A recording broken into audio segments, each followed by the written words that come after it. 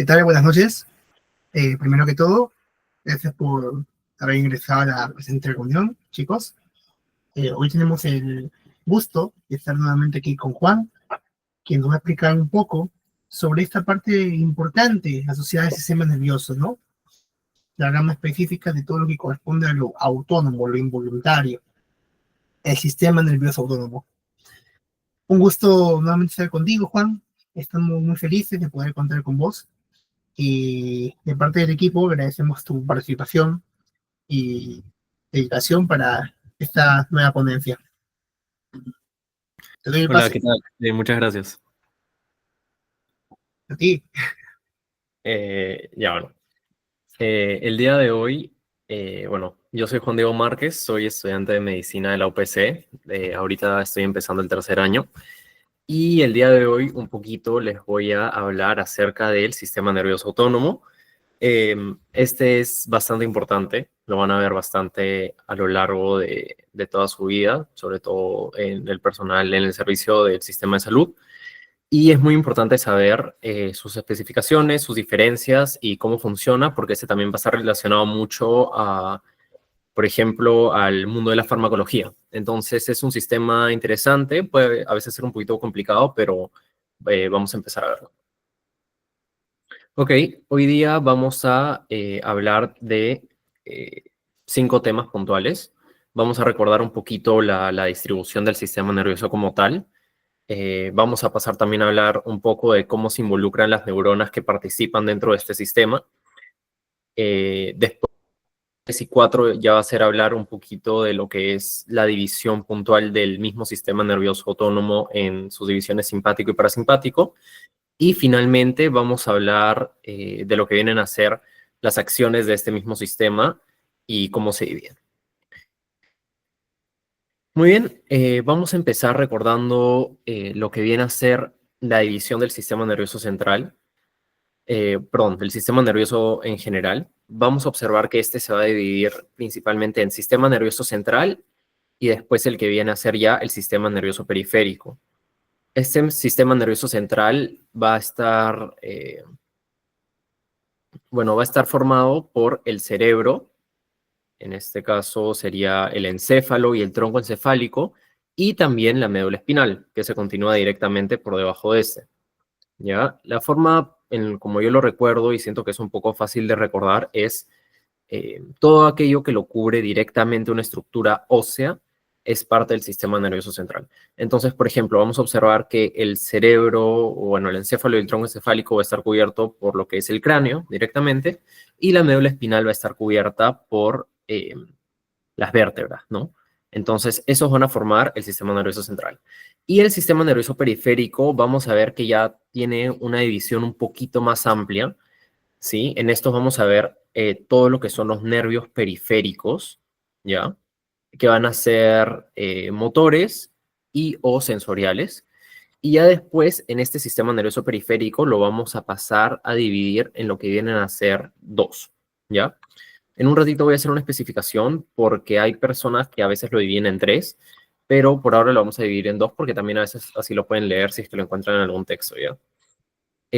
Primero vamos a hablar de este otro, que es el sistema nervioso somático, que el sistema nervioso somático es aquel que se encarga del movimiento voluntario.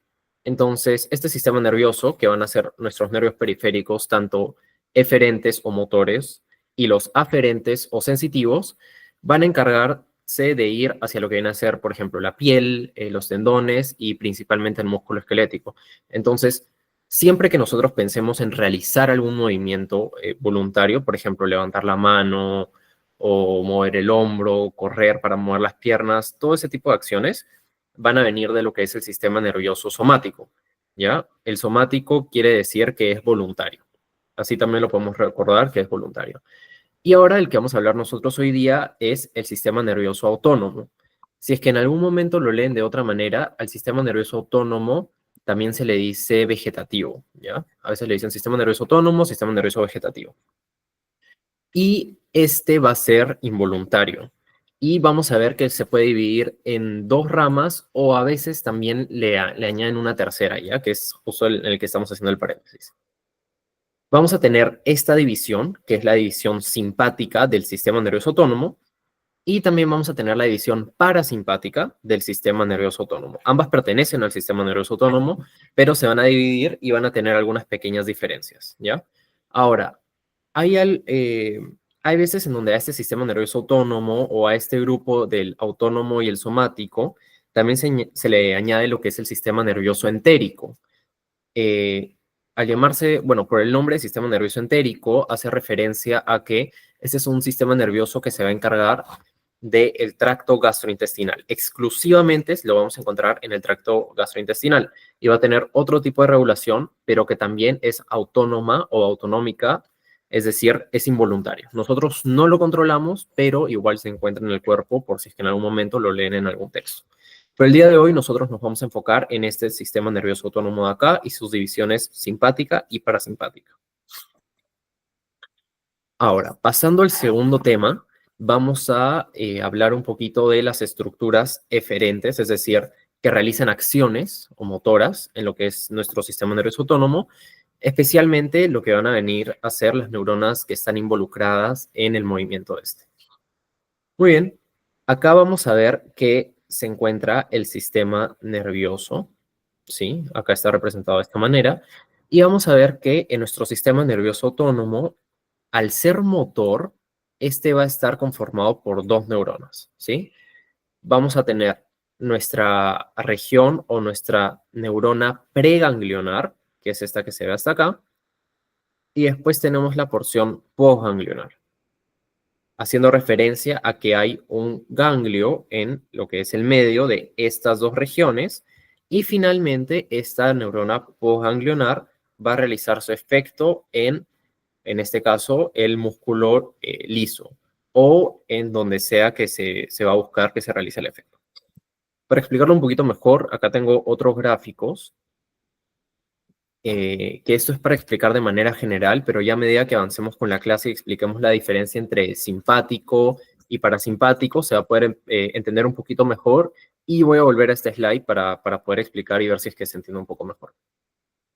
Ahora, como hablamos, había un sistema nervioso somático, que es este de acá, y este lo que va a pasar es que va a tener su neurona motora, que es esta que podemos ver acá, que en este caso ya es la segunda motoneurona, y lo que indica acá con el ACH es que el neurotransmisor que está liberando es acetilcolina, que va a actuar, como dijimos, en el músculo esquelético. ¿Por qué? Porque este es voluntario, es somático, ¿sí? Esta es la fisiología general de cómo funciona el movimiento con el músculo somático. Ahora, lo que nosotros estamos viendo hoy día es el autónomo. Entonces, vamos a empezar con el simpático. El sistema nervioso simpático, como dijimos, la división general de este sistema es que va a tener una neurona preganglionar y una neurona postganglionar. Entonces, vamos a observar que esta primera neurona preganglionar va a salir, en este caso, estas siempre se van a encontrar en lo que es la médula espinal. Entonces, un poquito volviendo, vamos a encontrar que esta primera neurona se va a encontrar acá dentro de la médula espinal y va a salir hacia su ganglio. Entonces, neurona preganglionar. Y después, en su ganglio, va a ser sinapsis y va a salir la segunda neurona, que es la neurona postganglionar. Y finalmente va a llegar a lo que es su órgano o tejido diana, que es, o sea, hacia donde queremos hacer el efecto. Y acá, por ejemplo, vamos a observar, acá está haciendo ejemplo de que puede ser un músculo liso o glándulas, y van a tener sus receptores. Estos son distintos receptores, que es un tema aparte, ahorita no vamos a tocar los receptores en sí. Y vamos a observar que este sistema simpático lo que va a hacer es siempre liberar noradrenalina como neurotransmisor, ¿ya? Y va a tener una excepción súper puntual, que es que para las glándulas sudoríparas, este va a tener acetilcolina en su segunda motoneurona, ¿ya? O en su neurona postganglionar, perdón, para actuar sobre estas sudoríparas. Mientras que el parasimpático, vamos a observar Esto también lo voy a explicar un poquito más adelante, pero igual ahorita ya le voy haciendo hincapié. Como pueden ver en esta imagen, vemos que esta neurona preganglionar es bien cortita, ¿ya? O bueno, o sea, se ve acá cortita, a diferencia de esta postganglionar que es más larga hasta el tejido diana. En cambio, en el parasimpático, la primera, la preganglionar, es bien larga y la postganglionar es cortita, ¿ya? Y ahorita cuando expliquemos cada sistema por separado van a entender por qué es así. Este parasimpático también va a hacer sinapsis en este ganglio y finalmente en, por ejemplo, el músculo liso de las glándulas, también va a tener su receptor y va a realizar su acción. Y finalmente en este gráfico también se divide como la médula suprarrenal.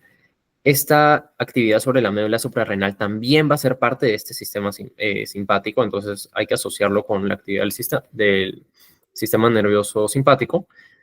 Y lo que va a pasar es que igual va a haber una neurona preganglionar, pero en donde va a ser sinapsis, a diferencia que sea un ganglio así con el nombre de ganglio, va a ser en la médula suprarrenal, ¿ya?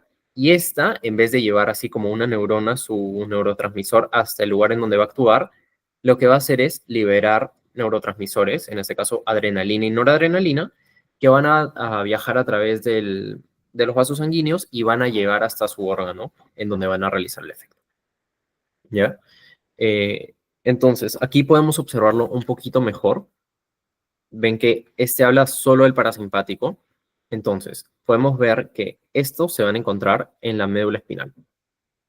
Y lo que va a pasar es, esta es la neurona preganglionar, acá está el ganglio, y esta es su neurona postganglionar. Entonces acá podemos ver que esta es larga, porque es parasimpático, es larga, hace sinapsis en el ganglio, y después es cortita y llega al órgano diana.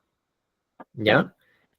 Y lo importante del sistema parasimpático, además de esta longitud, es que va a recorrer bastante distancias de la médula espinal y cuando hace sinapsis en estos ganglios, el neurotransmisor que va a estar llevando, que va a despolarizar esta siguiente neurona, es acetilcolina, ¿ya? Esta acetilcolina va a ser común en el sistema nervioso simpático como en el parasimpático, ¿ya? Pero solo esta neurona preganglionar. Entonces, algo importante que quiero que se lleven y que se acuerden es que en esta neurona preganglionar, el neurotransmisor que se va a liberar siempre es acetilcolina, en su ganglio, sea parasimpático, simpático o en la médula suprarrenal, en el caso de simpático, que hicimos aquí el hincapié. Siempre va a ser acetilcolina, ¿ya? Y después, esta neurona postganglionar sí va a variar dependiendo de cuál sistema sea. Entonces, en el parasimpático es fácil porque igual es acetilcolina, ¿ya? Entonces, neurona preganglionar, acetilcolina, que tiene un receptor especial que se llama nicotínico tipo 2, porque el nicotínico tipo 1 va a estar acá en el músculo esquelético. Entonces, cuando nosotros queremos realizar un movimiento voluntario, el acetilcolina va a actuar en el receptor nicotínico tipo 1, pero cuando hablamos del sistema nervioso autónomo, que hace sinapsis en este ganglio, es en el receptor nicotínico tipo 2. Y después va a viajar esta neurona postganglionar hasta su órgano diana, y en su órgano diana va a actuar sobre un receptor, que en este caso son receptores de tipo muscarínicos. Ya no son nicotínicos, sino de tipo muscarínicos. Y en el caso del sistema nervioso simpático, lo que va a ocurrir es que esta fibra de acá, bueno, acá podemos ver que es más cortita, igual va a liberar como neurotransmisor la acetilcolina, que actúa en su receptor nicotínico tipo 2, pero esta segunda fibra postganglionar, neurona postganglionar, que es más larguita, va a liberar noradrenalina, ¿ya? Y en el caso de la médula suprarrenal, igual actúa el neurotransmisor acetilcolina y la médula suprarrenal va a hacer síntesis de noradrenalina y la va a liberar en la sangre. Y esta sangre ya hacia el órgano que tenga que llegar, ahí va a ser su efecto. Este simpático sí llega directamente a un órgano, pero también libera noradrenalina. Ahora, si es que en algún momento ya han visto, por ejemplo, cómo funciona el movimiento somático en la placa muscular, van a ver que es como que una zona bien delimitada. Podemos observar que como que se hace un espacio entre el músculo y la neurona para que se dé esta sinapsis, por así decirlo, bien bonito. Pero en el caso del sistema nervioso autónomo, vamos a tener lo que se llaman varicosidades, que son como estas bolitas de acá que vemos, que es igualito a lo que se ve acá al final. Entonces vemos que acá como que este cuadrito está haciéndole zoom a lo que es esta zona, y cuando ya está a punto de llegar al órgano diana, este de acá abajo, por ejemplo, es una célula del órgano diana, lo que va a pasar es que estas varicosidades adentro van a tener a los neurotransmisores, adentro de vesículas, ¿ya? Y estos neurotransmisores van a estar, o sea, se van a sintetizar, se van a crear adentro de estas mismas varicosidades. Y es por eso que van a reconocer acá las mitocondrias. Y tenemos mitocondrias porque dentro del proceso para hacer nuestros neurotransmisores necesitamos usar bastante ATP.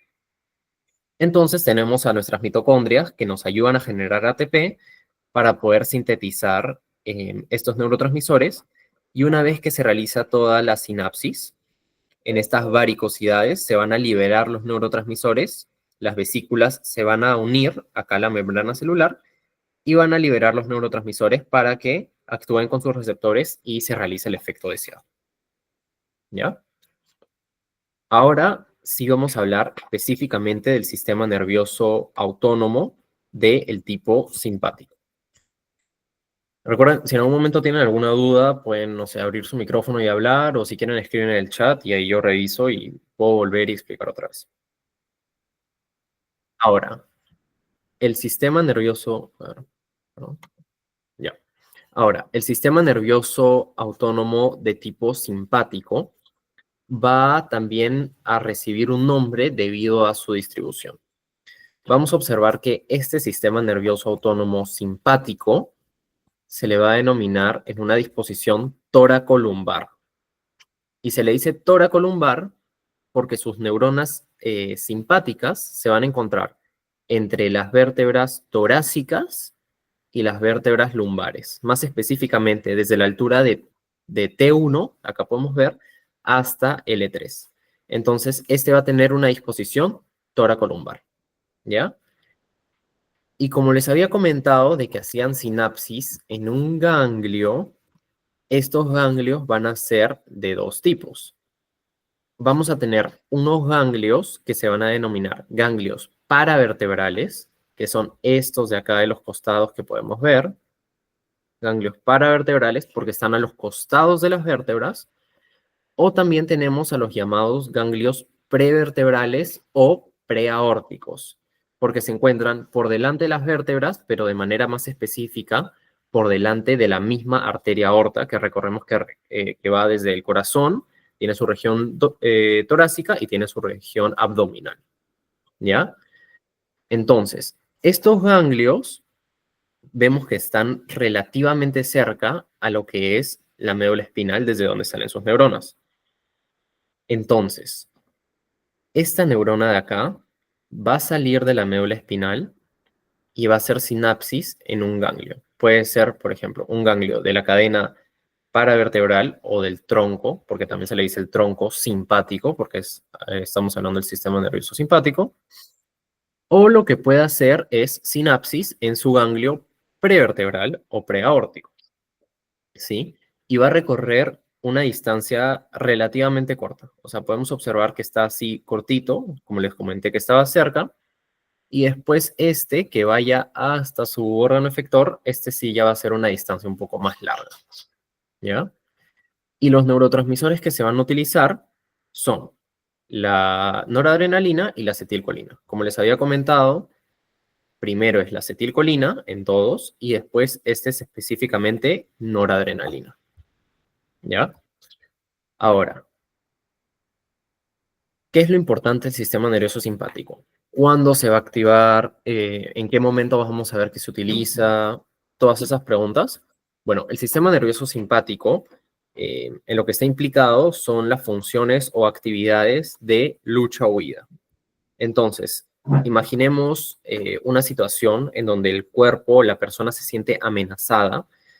Nuestro propio cuerpo lo que va a hacer es activar este sistema nervioso simpático de lucha o huida. Y dentro de sus funciones vamos a observar que justamente lo que hace es proporcionar una ayuda, o lo que podemos ver muchas veces es una redistribución de la sangre hacia los órganos más importantes en el momento para la lucha o para la huida. Entonces, por ejemplo, observamos que hay más distribución de sangre hacia el cerebro, hacia el corazón y hacia los músculos, por si tenemos que pelear o si tenemos que irnos corriendo. ¿Ya? A ver, ahora vamos a explicar un poquito más. Ya. Para esta foto, que se ve un poquito complicada, yo sé que este sistema nervioso autónomo sí es un poco complicado, pero si lo vamos partiendo así en pedacitos va a ser más fácil de entender. Estos ganglios paravertebrales, que son el tronco simpático, vamos a observar que están a lo largo de todas las alturas de las vértebras, ¿ya? Entonces, van a ir desde la altura cervical hasta la altura lumbar, pero no significa que hay un ganglio en cada altura de cada vértebra. ¿Qué quiere decir? Va a haber esta cadena, o sea, que es como una línea, sí la vamos a ver desde la altura cervical hasta la altura lumbar, pero no es que va a haber un ganglio directamente en C1, en C2, en C3, en C4, no es que va a haber en todos, sino que van a haber unas regiones puntuales, aproximadamente hay entre 22 y 24, igual sí son bastantes, en donde se van a juntar los somas, porque recordemos que o sea, el término ganglio hace referencia a un grupo de cuerpos celulares o de somas, pero en el sistema nervioso periférico.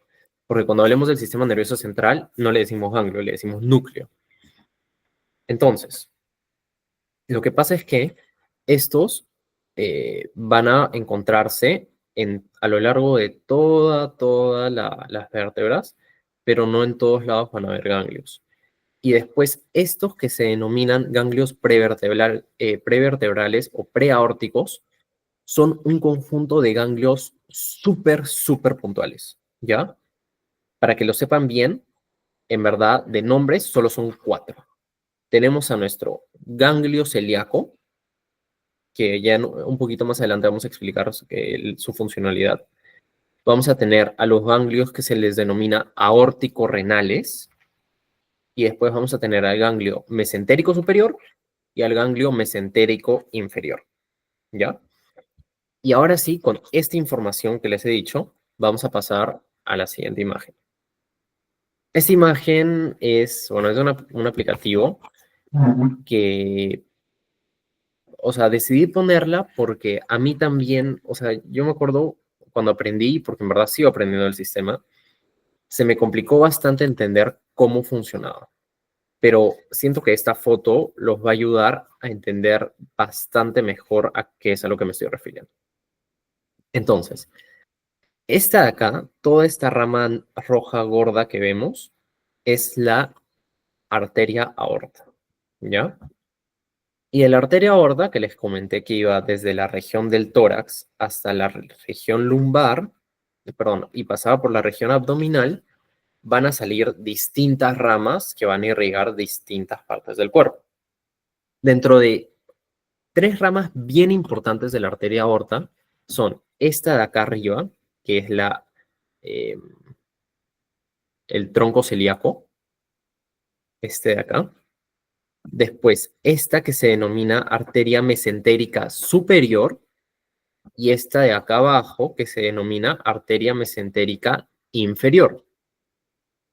Y vamos a reconocer que solo existe una, porque por ejemplo, salen, digamos, una arteria renal, pero sale arteria renal derecha, arteria renal izquierda. Pero cuando estamos hablando de estas 3, vemos que se ubican en el medio y solo existe una. Entonces tenemos al tronco celíaco, a la arteria mesentérica superior y a la arteria mesentérica inferior. Y como les comenté los nombres del ganglio celíaco, el ganglio mesentérico superior, el ganglio mesentérico inferior y el ganglio aórtico renal, los nombres se relacionan con la ubicación. Entonces, estos dos de acá, porque vamos a observar 2, vamos a ver que son los ganglios celíacos, porque están arriba de la arteria del tronco celíaco, arriba de donde nace. Después, estos de acá, vamos a observar que tenemos a los ganglios aórtico-renales, que esos sí son dos, y van a ser porque están a la altura de la aorta y aproximadamente a la altura del inicio del riñón. Entonces, este de acá, derecho e izquierdo, son nuestros ganglios aórtico-renales, y también como nace arriba de esta arteria mesentérica superior, es el ganglio mesentérico superior. Y este último, que se ve por arriba de la arteria mesentérica inferior, es el ganglio mesentérico inferior. ¿Ya? Esos eran los que tenían sus nombres puntuales. Y ahora, los que eran las cadenas simpáticas, vamos a poder observar aquí, en este caso no está de costado la imagen, pero, por ejemplo, vemos aquí un bultito, vemos aquí otro bultito, por aquí otro bultito, aquí otro bultito. Ya, esta, que es como que toda una línea larga, son las cadenas ganglionares paravertebrales o el tronco simpático. Y ahorita vamos a ver por qué es que tienen como que estas líneas, o sea, porque no es que solo están conectados al costado, o sea, o que aparecen al costado de las vértebras, sino que recordemos que todo el rato se están conectando, ¿ya? Y ahorita vamos a ver por qué. En el caso de los, del sistema nervioso simpático, su neurona preganglionar, vamos a ver que se encuentra en lo que se llama el núcleo medio lateral o intermedio lateral. ¿Por qué? Porque en la médula espinal, que esta es la médula espinal que tenemos, vamos a tener se le van a decir astas, esto que, bueno, a veces se le dice que tiene forma de mariposa, acá no se ve mucho como una mariposa ya, pero hay momentos en donde sí tiene un poquito una pinta de mariposa, va a tener dos sets de ramas o astas, ¿ya? Esta va a ser el asta dorsal, porque está en la parte posterior. Ya, o sea, imaginemos que acá donde estoy mostrando, acá está la espalda y acá está como que nuestro pecho, ¿ya? Entonces, este es el asta dorsal. Tenemos asta dorsal en este lado izquierdo, asta dorsal del lado derecho. Y después acá tenemos las astas ventrales, que son el asta ventral izquierda y el asta ventral derecha, porque recordemos que es como si la persona está viendo hacia nosotros. Y ahora también vamos a tener como que estas pequeñas regiones que no lo vamos a ver a la altura de toda la médula espinal, sino entre T1 y el E3, porque recordemos que de ahí salen las neuronas simpáticas. Entonces, a la altura de este núcleo, porque, y les dije antes, decimos ahora sí núcleo, porque está dentro del sistema nervioso central. Cuando es sistema nervioso periférico es ganglio. Entonces, de este núcleo intermedio lateral, porque está al costadito y está al medio, el nombre te lo dice todo, sale o se encuentra el soma de la primera neurona o la neurona preganglionar. Entonces, vamos a ver que sale así, sale, recorre acá por la rama anterior de algún nervio, y lo que pasa es que vemos que acá está avanzando. Acá ya salimos. Acá ya estamos más o menos a esta altura de acá. O sea, acá está el ganglio, entonces ya vemos que ya está saliendo. Ya salió. Nos encontramos por acá. Entonces, llega acá y nuestra neurona tiene tres opciones por tomar. Que en el siguiente slide se va a ver mejor, pero ahorita igual lo vamos a explicar. Nuestra neurona puede A, entrar por esto de acá, o sea, es como un tracto que hace su conexión con el ganglio, que va a ser un ramo blanco, porque la neurona está mielinizada. Recordemos, por ejemplo, que acá cuando es la médula espinal, todas estas cositas que se ven blancas, todos esos son axones, que están yendo o hacia arriba o hacia abajo, pero como tienen mielina, que es lo que cubre a nuestras neuronas, se ve blanquito. Y como acá están los cuerpos celulares que no tienen mielina, se ve gris.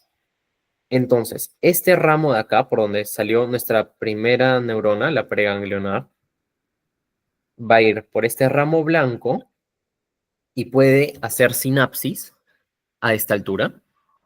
Entonces, digamos que salió a la altura de T4, sale, va por el ramo blanco, hace sinapsis en la cadena paravertebral. Y entonces este rojito que vemos acá es la neurona postganglionar. Vuelve a salir por el ramo gris, ahora es ramo gris y va a ser ramo gris porque estas neuronas no tienen mielina, entonces son más lentitas. Salen por el ramo gris y van a pasar hasta lo que viene a ser el lugar donde van a actuar. ¿Ya? Opción 1. Opción 2. Pasa lo mismo, tipo, literalmente lo mismo, pero una vez que llega acá, a este ganglio, dice, ¿sabes qué? No voy a hacer sinapsis a esta altura, no quiero hacer sinapsis a esta altura, y lo que pasa es que estas neuronas se pueden mover libremente hacia arriba o hacia abajo en la cadena ganglionar. Entonces, como habíamos visto acá, este que es el ganglio, la neurona, pum, yo acá y dice, ¿sabes qué? No voy a hacer sinapsis, sino voy a bajar, bajo, y ya, quiero hacer sinapsis acá. Y hace sinapsis acá, y recién acá pasa esto que dijimos que sale, hace su sinapsis y sale hacia donde va, ¿ya? Esa es nuestra opción número 2. Normalmente lo que pasa con estas opciones es que, como podemos ver acá, que es a la altura de un montón, o sea, un montón de niveles, que no son estos ganglios específicos prevertebrales, sino son los paravertebrales, estos suelen ir hacia los que son los vasos sanguíneos, que encontramos en todo el cuerpo, evidentemente, a las glándulas sudoríparas, que encontramos en gran parte del cuerpo, ubicadas en la piel, y para los músculos piloerectores, que son los que paran el tipo, como que, el pelito de los brazos, por ejemplo, que también están como que en todo el cuerpo, normalmente son estas cadenas paravertebrales, ¿ya? Y por eso vemos que hay tantas, porque como es a casi todos lados del cuerpo, por eso es que hay tantas. Entonces, esas son usualmente las que van a realizar este tipo de sinapsis y son más lentitas. Recordemos que van por el ramo gris y son más lentitas porque en verdad no es que se necesite un efecto tan inmediato. Y ahora nuestra opción número 3 es que entró, pero no vas ni subir ni bajar. Lo que va a pasar es que va a seguir avanzando hasta llegar a este ganglio prevertebral, que es uno de los 4 que comentamos, el celíaco, el mesentérico superior, el inferior o el aórtico renal. Y llega acá, y acá sí hace sinapsis, en este ganglio, y ya se va a ir a cumplir una función un poquito más específica, porque los ganglios inervan una región específica del cuerpo de las vísceras, o sea, por ejemplo, dígase, el corazón, los pulmones, el estómago, etcétera. ¿Ya? Entonces, eh, a ver, ¿dónde está?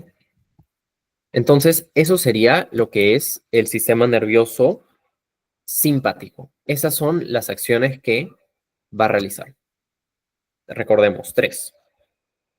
Tres vías, perdón. Vamos a ver que va a salir y hacer sinapsis en el ganglio de esa altura. Va a salir y va a poder subir o bajar libremente, hacer sinapsis y salir a hacer su acción. O va a poder salir y seguir, hacer sinapsis en su ganglio prevertebral y una vez ahí, hacer la acción.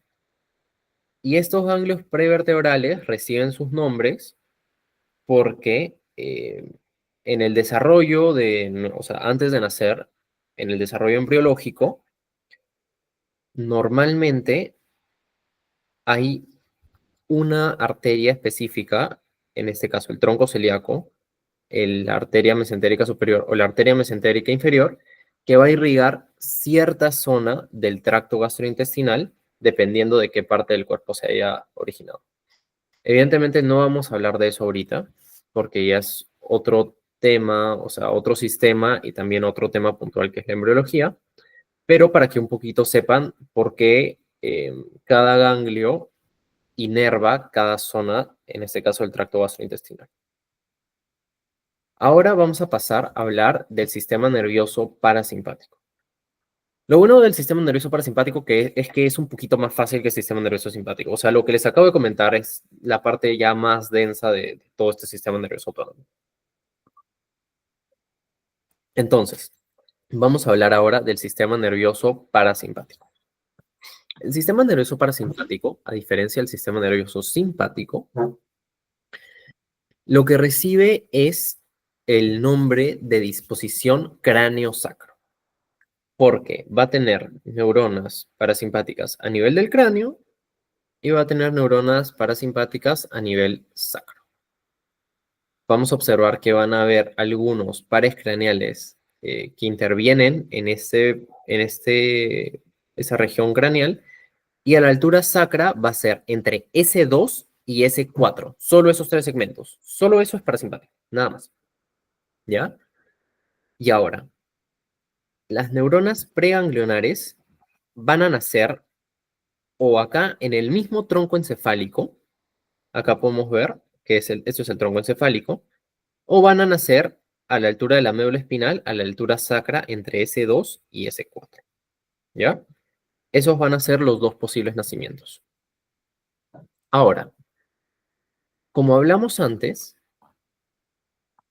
hay una neurona preganglionar y una neurona postganglionar. ¿Y por qué es así?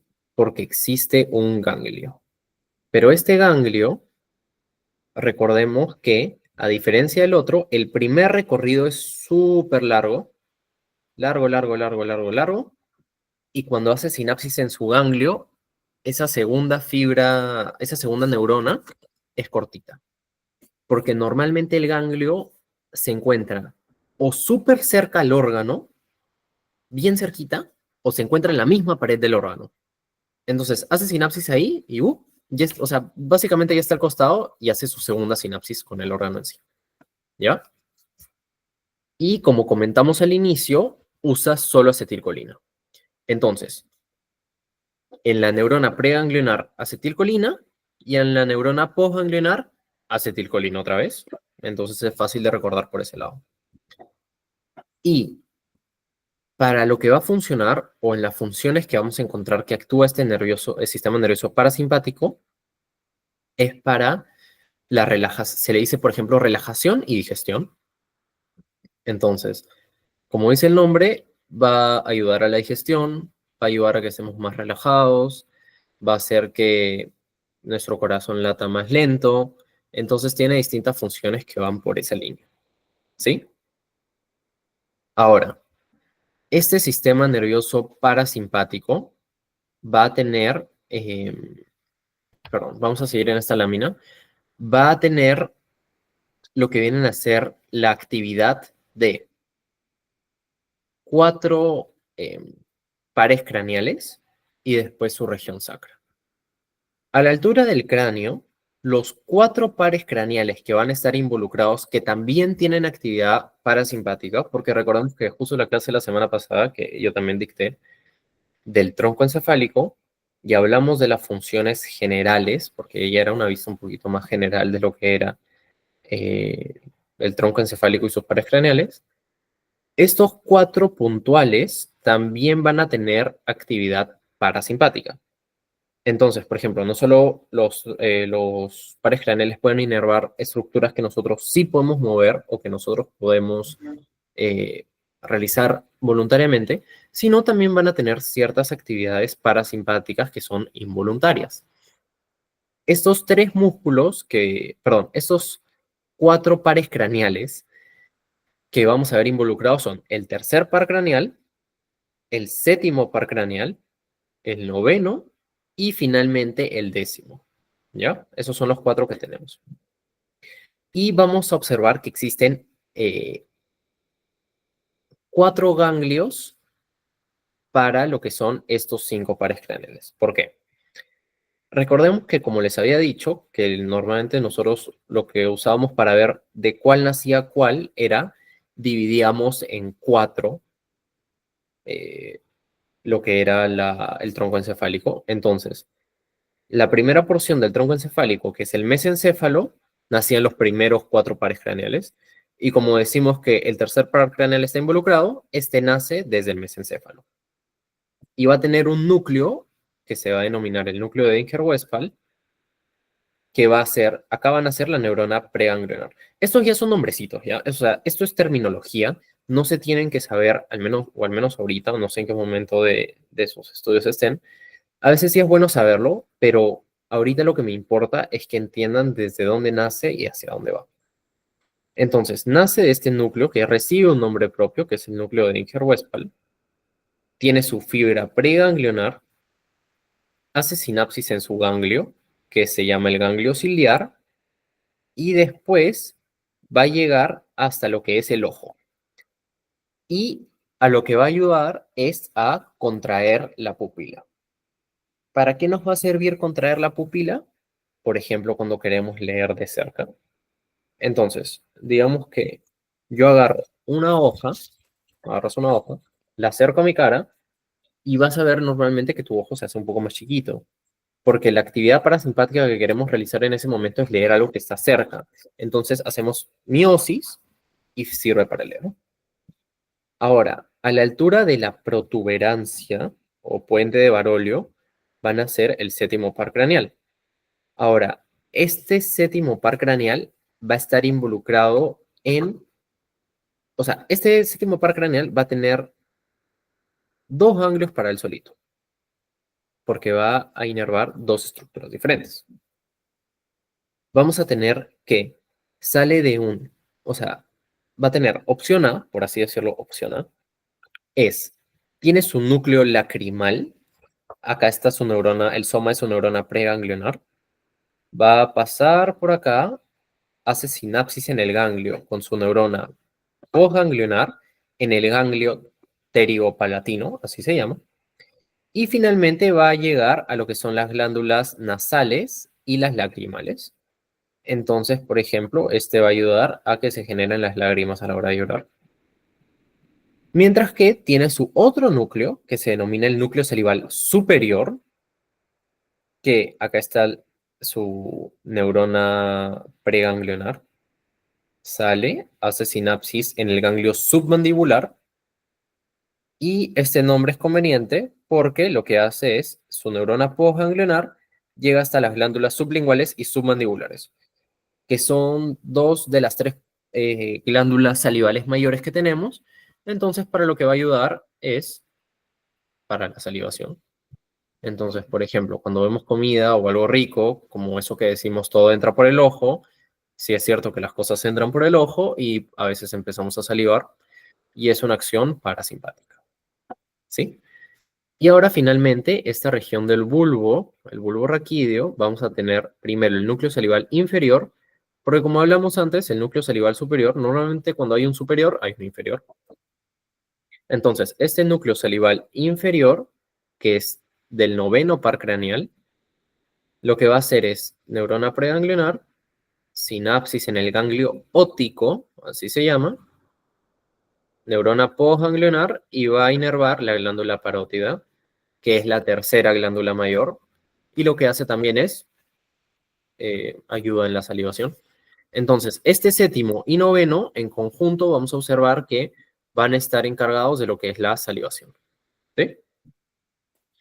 Y finalmente, que es el más especial, y los van a tener cansados con es el nervio vago, que también recordemos que les dije antes que se llamaba, o también le decían neumogástrico. Y ahora sí vamos a ver por qué le dicen neumogástrico. Este nervio vago le gusta hacer todo y va a tener su núcleo que se va a llamar el núcleo motor dorsal del nervio vago. Su nombre es largo, pero habla del nervio vago, que está acá a la altura del bulbo raquídeo médula oblongata.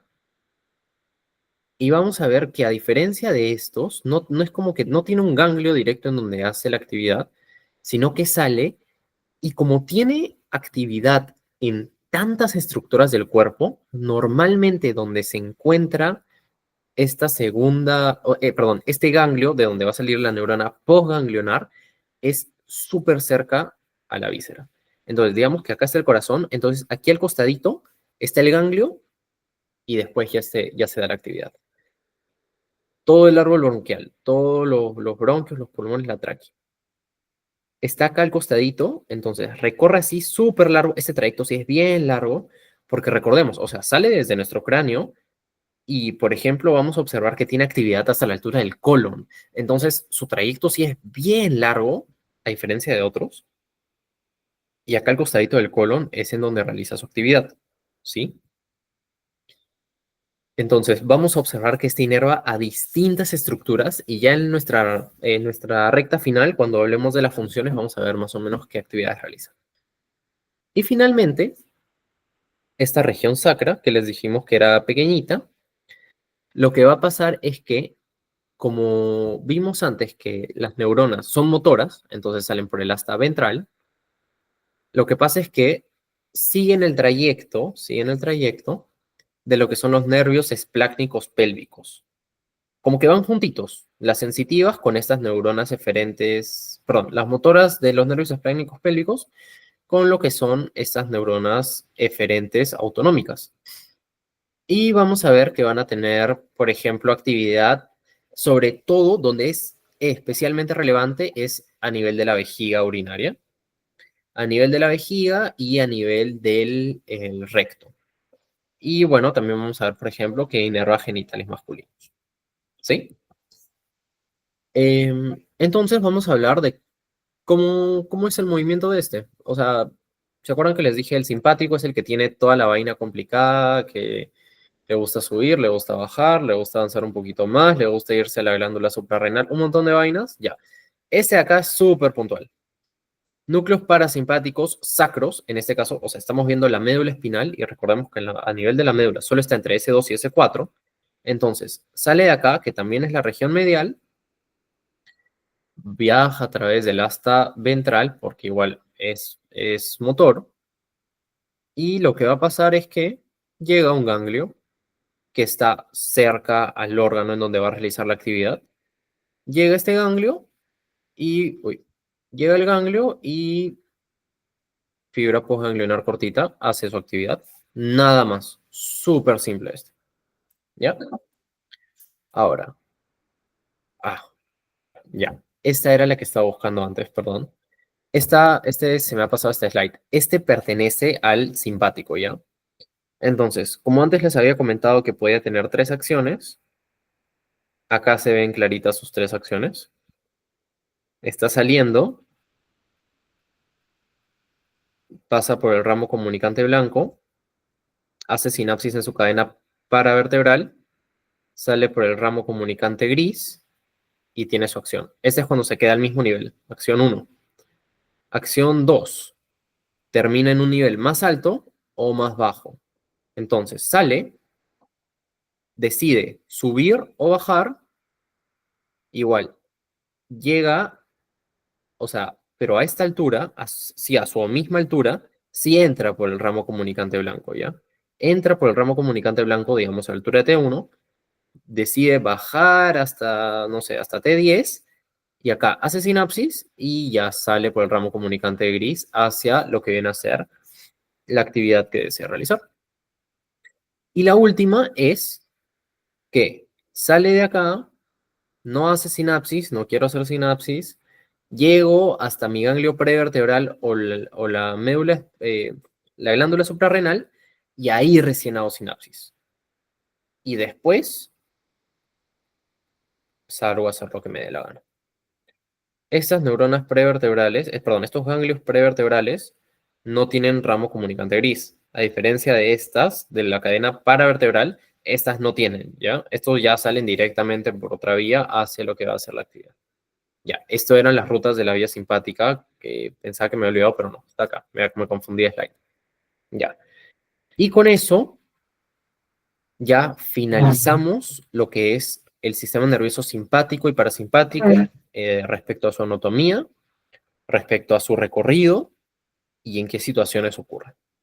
Y ahora vamos a finalizar esta clase viendo ahora sí las acciones del sistema nervioso autónomo. Entonces, lo que les decía y que o sea, que podían preguntarse, ¿por qué es tan importante? ¿En qué momento voy a ver esto? ¿Es relevante? Sí. Y ahora vamos a ver las acciones que se realizan. Este gráfico es un grafiquito un poquito grande que engloba en verdad todas las actividades que se realizan, ¿sí? Y vamos a ver, acá al lado izquierdo observamos lo que es la división simpática de T1 a L3 y al lado derecho la parasimpática, que podemos ver el tronco encefálico y de S2 a S4. Entonces, vamos a empezar con lo que es del lado parasimpático a la región craneal para empezar un poquito en orden.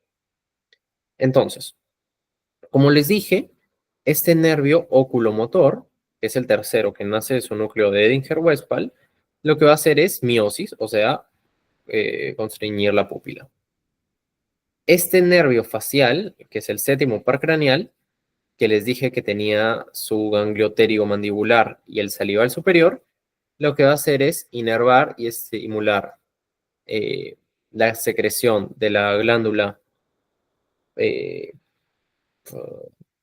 parótida no es, perdón, es de la submandibular y sublingual o de las lagrimales. Y este noveno par craneal va también a inervar, pero en este caso a la glándula parótida, también para la salivación. Y después, este nervio vago, ahora sí vemos, ahora sí se entienden todas las ramas que tiene. Toditas, toditas, toditas. Entonces, vemos que sale y va a tener distintas acciones. Por ejemplo, a nivel de los pulmones, lo que va a hacer es cerrar las vías aéreas. Obviamente no las va a cerrar totalmente, nos morimos y no respiramos, pero las va, o sea, el diámetro sí va a cerrarse un poquito y, por ejemplo, va a disminuir de cierta manera la respiración. Porque recordemos que esto ocurre cuando estamos más relajados, entonces no es que necesitamos las vías dilatadas para respirar. Ahora, este nervio vago también va a actuar en el corazón y como les comenté, va a disminuir la velocidad de contracción y la fuerza de contracción. Entonces, nuestro corazón va a latir más lento. Después, a nivel del estómago, ¿qué hace a nivel del estómago? Lo que hace es estimula la contracción y va a contraerse para que el estómago digiera. Entonces, por ejemplo, va a hacer que el flujo sanguíneo vaya hacia el estómago y el estómago pueda contraerse para digerir la comida. En una situación, recordamos que dijimos de relajación o de digestión. Ahora, va a llegar, por ejemplo, hasta lo que es el páncreas y la vesícula biliar para que a la hora de la digestión libere la bilis y sea más fácil digerir las grasas. Va a llegar, por ejemplo, hasta lo que es el intestino delgado y parte hasta el intestino grueso, y lo que va a hacer es también ayudar a la motilidad para que siga avanzando la comida, o va a ayudar a la dilatación de los vasos sanguíneos para que reciban una mejor irrigación y se pueda mejorar la absorción de la comida. Y finalmente, a esta altura chiquitita, sacra, que dijimos, lo que va a pasar es que va a inervar también cierta zona de la región del colon, y en lo más importante que vamos a observar es esta de acá, que es la vejiga. Cuando nos relajamos, va a estimular lo que es que se contraiga, ¿ya? La vejiga se va a contraer, contrario a lo que pensaríamos, la vejiga se contrae y esta contracción de la vejiga va a impulsar la orina hacia abajo y va a ayudar a lo que es a la micción. Ahora, este plexo también, o sea, esta región sacra, no solo se va a encargar de estimular la contracción de la vejiga, sino que también vamos a tener lo que es un esfínter interno, ¿ya? Después de nuestros uréteres, que lo que va a hacer es em, abrirse, o sea, se dilata para que pueda pasar la orina. Entonces va a contraer la vejiga para expulsar la orina y va a dilatar este esfínter interno para que podamos realizar la micción. Pero igual existe uno externo, que ese nosotros lo controlamos totalmente y ya después por eso es nuestra decisión. O sea, por ejemplo, en una situación de relajo, se contrae nuestra vejiga, se relaja el esfínter interno, pero si nosotros, digamos, estoy en el carro, no hay un baño cerca, yo puedo contraer ese externo y no voy a, o sea, no me voy a hacer la pila, por ejemplo, ¿no? Ahora, a nivel simpático, recordamos que dijimos que nace de T1 a L3 y estas son las cadenas paravertebrales. Lo que pasa es que, además de estos ganglios que nosotros comentamos, existen a nivel de estas cadenas paravertebrales dos ganglios importantes, que son el ganglio cervical superior, que normalmente está a nivel entre C1 y C4, y este que es el ganglio cervical inferior, en donde a veces se le dice el ganglio estrellado, ¿ya? Lo que pasa es que, como les comenté, que estas podían subir y bajar como querían, sobre todo las de estas regiones superiores, porque claro, suben y bajan unos pocos niveles. No es que de T1 me voy a ir hasta L3, eso no suele suceder, ¿no? Pero lo que pasa es que em, normalmente estas de T1, T2, T3 suben a estos ganglios y a nivel de estos ganglios que se realiza la sinapsis y sale la postganglionar, van a tener actividades en lo que es la zona superior de nuestro cuerpo. Entonces, por ejemplo, este ganglio cervical superior va a ser encargado de la midriasis o dilatación de la pupila. Entonces, digamos, ejemplo de lucha o vida. Se nos acerca alguien, nos amenaza, imagínate, tiene alguien una pistola y yo quiero salir corriendo. Entonces, necesito ver hacia dónde voy. Se dilata mi pupila para tener una mejor visión y es esta respuesta de huida, ¿no?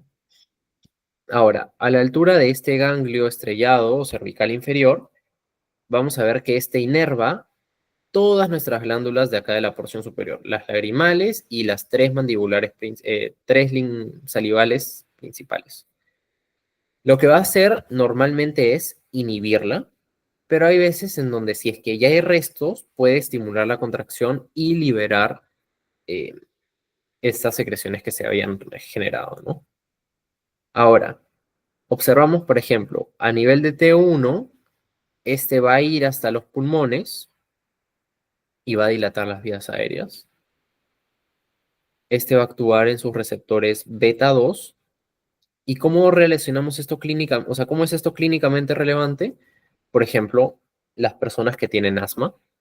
Las personas que tienen asma, esta es una patología común, súper común, en donde se cierra, o sea, se constringen tus vías aéreas. Entonces, ¿qué es lo que normalmente utilizamos? Beta-agonistas. ¿Por qué beta-agonistas? Porque esta vía simpática actúa a sus receptores beta 2 acá en los pulmones y lo que hace es los dilata. Entonces, les damos su beta-agonista, su Ventolin, para que sea como que su respirador, y lo que pasa es que dilata sus vías aéreas y el paciente puede respirar mejor. Entonces, ese es un uso importante, por ejemplo, que se le da eh, a este sistema nervioso autónomo. Por ejemplo, altura de T2 a T4 va a inervar lo que viene a ser el corazón. Este lo acelera. Más fuerza de contractilidad, más velocidad de contractilidad. Entonces vamos a ver que el corazón se acelera bastante. Después, más o menos a la altura de, bueno, no es esta puntual de T5, sino recordamos que dijimos que iba a la altura de toda la cadena ganglionar para lo que es los folículos pilosos, la piloerección, y a esta que es las glándulas sudoríparas, que vemos que está en azulito porque pusimos esa excepción súper puntual, que es que la acetilcolina es la que va a actuar a nivel de estas glándulas sudoríparas. Igual sigue siendo el sistema nervioso simpático, pero es acetilcolina. Después, por ejemplo, ahora, estas regiones más inferiores, observamos que ya empiezan a hacer uso de lo que es